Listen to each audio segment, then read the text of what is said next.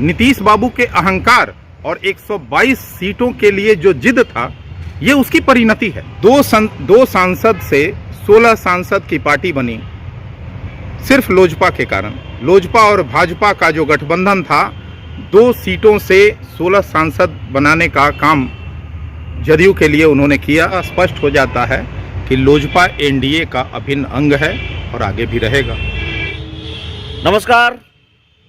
लोक जनशक्ति पार्टी की तरफ से एक चिट्ठी भेजी गई है, एक पत्र भेजा गया है जेडीयू के राष्ट्रीय प्रधान महासचिव केसी त्यागी को। लंबा चौड़ा पत्र है जो लोक जनशक्ति पार्टी के नेता राजू तिवारी ने उन्हें भेजा है और पूरे पत्र का लबोलुआब यही है। कहा गया है पूरी चिट्ठी में कि नीतीश कुमार ने बड़ा भाई बनने के चक्कर में अपनी लुटिया डुबा ली है।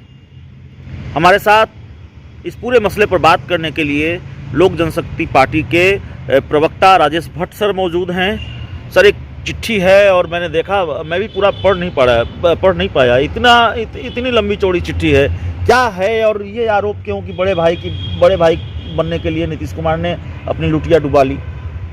देखिए, विगत विधानसभा चुनाव में जदयू की जो करारी हार हुई है, जदयू के में से हमेशा ये बात उठती रही है कि लोजपा एनडीए से अलग होकर जब लड़ी, जिसका खामियाजा जो है जदयू को भुगतना पड़ा।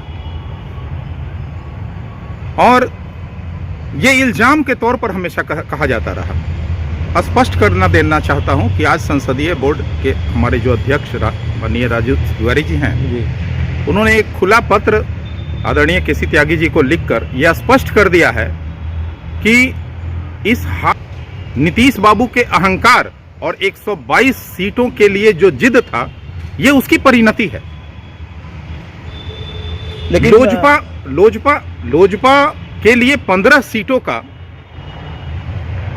जो नीतिगत फैसला बनाने में दबाव जदयू के लोगों ने बनाया था, माननीय नीतीश कुमार जी ने बनाया था खासकर, कि लोजपा को सिर्फ 15 सीटें दी जाए। 15 सीट देना, लोजपा को कमतर आंकना कहीं से भी वाजिब नहीं था।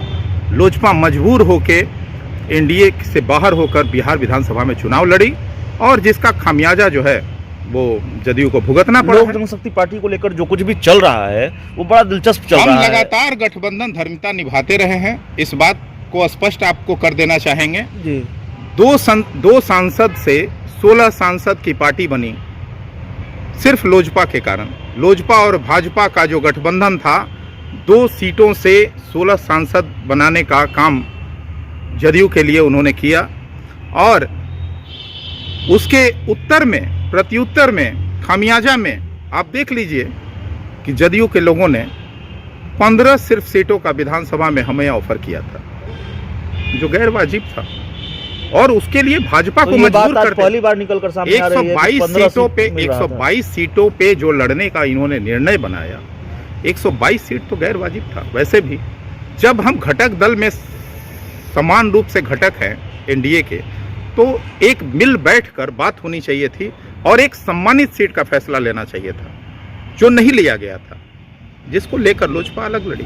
आपको लगता नहीं कि बहुत कंफ्यूजन है? एक पत्र जारी हुआ, चिराग पासवान को एनडीए की बैठक में आने के लिए कहा गया। चिराग पासवान बीमारी का हवाला देते हैं, उस बैठक में नहीं जाते हैं। लेकिन बीएल संतोष जो बीजेपी के महामंत्री हैं, उनकी तरफ से जो पत्र जारी हुआ, उससे ये क्लियर हो गया, ये माना जाने लगा कि बीजेपी के शीर्ष नेतृत्व ने क्लियर कर दिया है कि चिराग पासवान केंद्र की एनडीए का हिस्सा हैं। इसके बावजूद केसी त्यागी का एक दूसरा बयान आता है। जब पटना में जेडीयू की राष्ट्रीय कार्यकारिणी की बैठक हुई थी, तो केसी त्यागी ने कहा था कि चिराग पासवान एनडीए का हिस्सा नहीं है केंद्र में भी। और उसके बाद एक बयान और आता है इस पत्र के जारी होने के बाद कि चिराग पासवान एनडीए का हिस्सा नहीं है। तो बीजेपी आपको इनविटेशन भेजती है बैठक में शामिल होने के लिए और जेडीयू कहती है कि आप एनडीए का हिस्सा हैं ही नहीं। बड़ा कंफ्यूजन है। लगता नहीं कि बीजेपी को और क्लियर करना चाहिए थोड़ा? आमंत्रण से ही स्वतः स्पष्ट हो जाता है कि लोजपा एनडीए का अभिन्न अंग है और आगे भी रहेगा। भाजपा बड़ी पार्टी है एनडीए का, और भाजपा निर्णय लेगी, उसको सर्वमान्य रूप से मंजूर करना चाहिए सभी पार्टियों को भाजपा के इस निर्णय का सम्मान करना चाहिए। मेरा मानना यह है, बिहार विधानसभा चुनाव का जो रिपोर्ट आया, बिहार विधानसभा चुनाव में जो भी परिणाम आए हैं, वो तो नीतीश बाबू के अहंकार और जिद के कारण आए हैं। अगर साथ लड़े होते तो शायद नीतीश बाबू 200 के पार जाते। आज मजबूत सरकार होती बिहार में और नीतीश बाबू हमेशा बड़े भाई होते। आपको लगता नहीं है, एक आखिरी सवाल है, आपको लगता नहीं है कि उन्होंने सीट ही नहीं खोया है, आज बिहार में तीसरे नंबर की पार्टी हो गए हैं, यह भी मैं आपको स्पष्ट कर देना चाहता हूं। एक आखिरी सवाल है, आपको लगता नहीं है कि बीजेपी के सामने विकल्प के तौर पर यह है कि या तो वो नीतीश कुमार को चुन ले या फिर चिराग पासवान को चुन ले? एनडीए में दोनों का एक साथ रहना मुश्किल नहीं है, मौजूदा स्थिति और परिस्थिति यही है। इतना भरोसा क्यों है कि बीजेपी नीतीश कुमार को छोड़ देगी और चिराग पासवान को चुन लेगी? देखिए, देश की राजनीति किसी एक पार्टी से तय नहीं होती है, बहुत सारी पार्टियों का, बहुत सारे फैक्टरों की ज़रूरत होती है। अभी आने वाले मौजूदा में बंगाल इलेक्शन है और भी कई प्रदेशों में चुनाव है, आगे लोकसभा है, तो भाजपा एक बड़ी पार्टी है, एक व्यापक दृष्टिकोण से अपनी सोच रखती है और निश्चित तौर पर हम लोग सभी घटक दलों को उनके निर्णय का सम्मान करना चाहिए।